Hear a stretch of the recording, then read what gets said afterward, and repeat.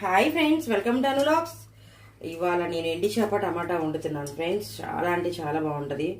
ఈ ఇంట్లోకి వచ్చిన తర్వాత అసలు ఈ కర్రీ వండలేదు, చాలా నెలలైంది ఎండి చేప వండి. సరేగా ఇవాళ వండుదాంలే అని చెప్పి వండుతున్నాను. ఈ మధ్య వీడియోస్ చేయట్లేదు, కుకింగ్ వీడియోస్. ఇంట్లో ఎక్కువ మందిలో ఇద్దరమే ఉన్నాం, ఇంకా వీడియోస్ ఏం చేస్తామని చేయట్లేదు. ఇంకా స్టార్ట్ అయినాయి కదా క్యారేజీలు, స్కూల్స్ అన్నీ, ఇంకా వాళ్ళ నుంచి స్టార్ట్. అందుకని నా వంటలు కూడా స్టార్ట్. ఓకేనా. ఇంకా తర్వాత 2 ఈవెంట్స్ ఏమో ఉన్నాయి. అస్సలు కుదరలేదు నాకు చేయటం. ఓకేనా ఫ్రెండ్స్, ఇవాళ ఈ కర్రీ ఎలా చేయాలో చూపిస్తాను, వచ్చేయండి. ఈ చేపలు అయితే శుభ్రంగా ఇలా కడుక్కున్నాను. ఇలా పెద్ద రూపాయి పచ్చిమిరపకాయలు కోసేసుకున్నాను. ఇలా ఇది క్లీన్ చేసుకోవాలి. ఇదే మెయిన్, వాసన రాకుండా కాస్త వేడి నీళ్ళలో ఉప్పు వేసుకొని శుభ్రం క్లీన్ చేసుకోవాలి. ఓకేనా ఫ్రెండ్స్. చిన్నగా వేసుకోండి, వాటర్లో కదా. వేయంగానే ఇలా మూత పెట్టేయండి, లేకపోతే చిల్లుతుంది. సరే, ఇట్లా వేగిని ముందు తీసేసుకుందాం. నీట్గా ఆనియన్స్ వేసేసుకోవాలి. మిరపకాయలు, ఆనియన్స్ వేసాను, కాస్త వేపుకుందాం.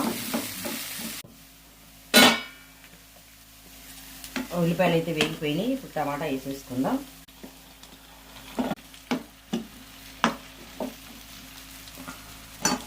సాల్ట్ కూరకి ఎంత పట్టిద్దో అంత సాల్ట్ వేసుకోవాలి. మూత పెట్టేద్దాం, మగ్గాలి. ఇవన్నీ కారం వేసుకోవాలి. కర్రీకి ఎంత సరిపడు, మీరైతే కొద్ది కారం ఎక్కువే పట్టిద్ది. నేను ఆల్రెడీ ఇదిగోండి చిన్నులపాయలు అన్నీ కాస్త దంచి వేసేసాను కూరలో. లైట్గా అట్లా దంచేసుకొని చిన్నులపాయలు వేసుకుంటే కమ్మగా ఉంటుంది వాసన. అది కనపడుతున్నాయా, కారానికి ముందు వేసేసాను. అదిగోండి, ఆ స్మెల్ కూడా రాదు. ఇప్పుడు ఈ చేపలు కూడా వేసేసుకుందాం.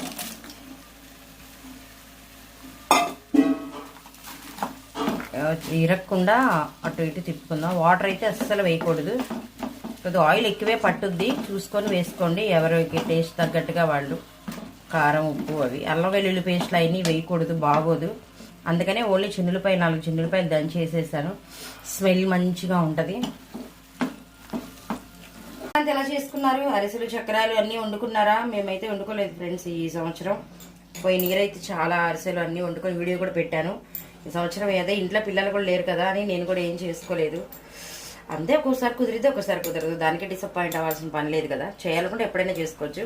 కర్రీ చూద్దాం రండి. చూసారా, ఆయిల్ అంతా వచ్చేసింది. ఈ చేపల వేపిన వాటిలతోనే కర్రీ వండేసాను. కొద్దిగా కరివేపాకు వేసేసుకుందాం. వేసేసుకొని ఇంకా దింపేద్దాం కర్రీని. సూపర్గా ఉంది. ఇంత వాసన వస్తుందా కర్రీ.